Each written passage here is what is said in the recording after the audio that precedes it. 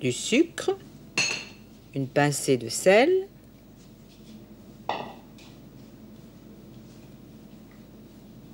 du beurre, pas mal de beurre.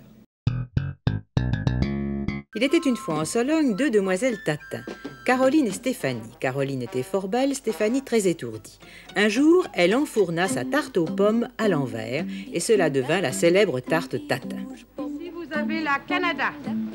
Alors, la pomme Canada, vous pouvez la croquer, vous pouvez la faire cuire, faire des tartes, compotes et très peu de sucre.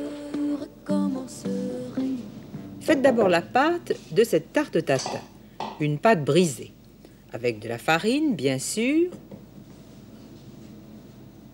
du sucre, une pincée de sel,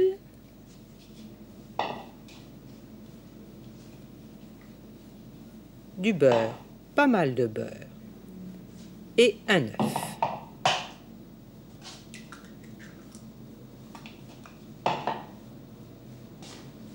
Pétrissez.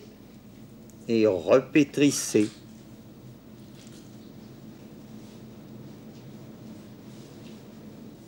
Maniez le rouleau avec vigueur.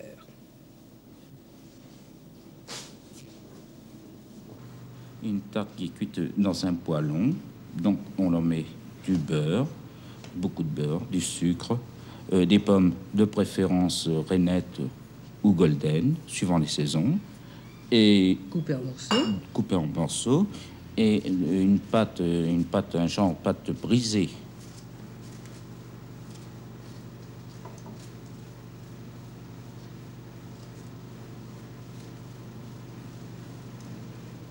Il faut beaucoup de pommes.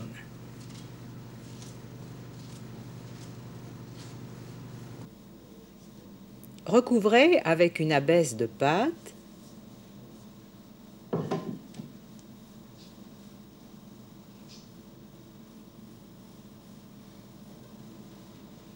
Enlevez le tout, enlevez-le, retournez-vous. Et enfournez à four très chaud 30 minutes.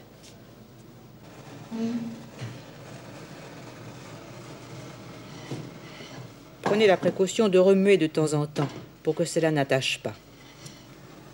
Et enfin, posez sur le gaz à feu vif pour faire le caramel.